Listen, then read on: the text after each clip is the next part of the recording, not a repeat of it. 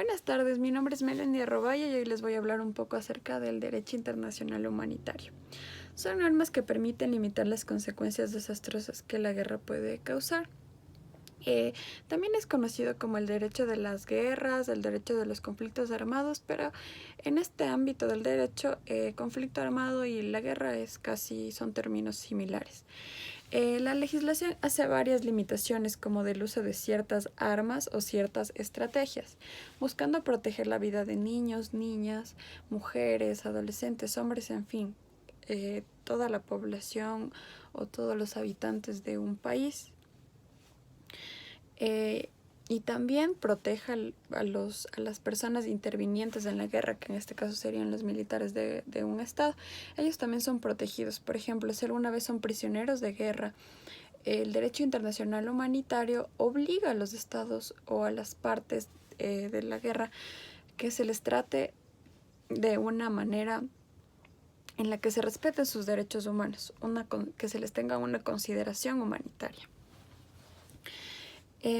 También permite proteger entre los bienes que son objetivos militares y aquellos que no son objetivos militares. Objetivos militares, para que se hagan una idea, puede ser un tanque de guerra, un campamento militar donde se dice que guardan las armas, tal vez un avión militar que está atacando. Esos son objetivos militares. Y se debe hacer la distinción entre también los bienes que son necesarios para la supervivencia de los ciudadanos en tiempos de guerra, como pozos de agua, hospitales, escuelas, es decir, también bienes culturales, es decir, no van a ir y en momentos de guerra destruir algún monumento o alguna cosa representativa del país.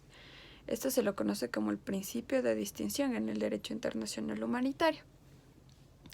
Además, se hace un equilibrio entre la necesidad militar y las consideraciones humanitarias. Debe haber un equilibrio.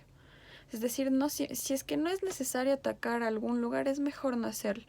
Ese es el equilibrio, porque se debe tratar de en toda ocasión respetar los derechos humanos y tener consideraciones hacia el resto de la población que no está siendo parte de este conflicto, porque podrían haber graves consecuencias. Bueno, ustedes se preguntarán si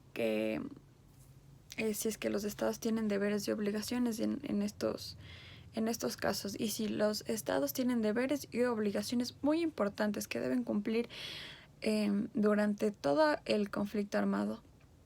Estos deberes y obligaciones también los regula el derecho internacional humanitario. No importa el comportamiento del enemigo, un Estado siempre va a tener que cumplir sus derechos y obligaciones. No importa quién haya comenzado el conflicto armado. Estos derechos y obligaciones se deben cumplir. Ustedes se preguntarán cómo se llaman estas normas o todo esto a lo que me estoy refiriendo. El derecho internacional humanitario está regulado por 4 convenios de Ginebra. El primero surgió en el año 1864 y a lo largo de la historia hasta la actualidad se han ido creando el resto de convenios de Ginebra. Además, estos convenios de Ginebra, que tienen todas las regulaciones sobre la guerra, sobre los casos que hayan conflictos armados, además tienen 2 protocolos adicionales. Ustedes se preguntarán qué es un protocolo adicional. Es como un documento anexo que hay que leerlo conjunto con el convenio para poderlo entender. Por lo general, los protocolos regulan cuestiones que tal vez en el convenio pasaron por alto, o lagunas o vacíos que en los convenios que ya les mencioné no se encuentre regulado. También el derecho internacional humanitario se rige por la costumbre. ¿Qué es la costumbre? Son las prácticas reiteradas practicadas por la comunidad internacional, es decir, por los demás estados, que se han venido dando en cuestiones de guerra. Por ejemplo, en cuestiones de guerra se ha venido dando la costumbre de no atacar a la población civil, y esto también es una fuente que la podemos encontrar regulada en el convenio. Y también los principios generales del derecho internacional público. Por ejemplo, en general, el derecho internacional público se rige por la no violencia, es decir, la resolución pacífica de los conflictos. O sea que antes de llegar a la guerra se deben como que agotar todas las acciones y todo lo que sea posible y todo lo que está al alcance para resolver el conflicto por las buenas. Puede ser por negociaciones, puede ser que a veces un estado ceda en una parte y así. Pero la última ratio debe ser la guerra, o sea, tratar de evitar siempre, siempre la guerra. Pero a este principio hay excepciones, como por ejemplo la autodefensa de un Estado. Es decir, nosotros como Estado, un ejemplo, nosotros como Estado Ecuador nos ataca Perú. Entonces no nos vamos a quedar con las manos cruzadas, ya que podría tener graves consecuencias el hecho de no defendernos. Entonces, en ese caso, se debe proceder a tomar armas, obviamente para defender la soberanía del Estado.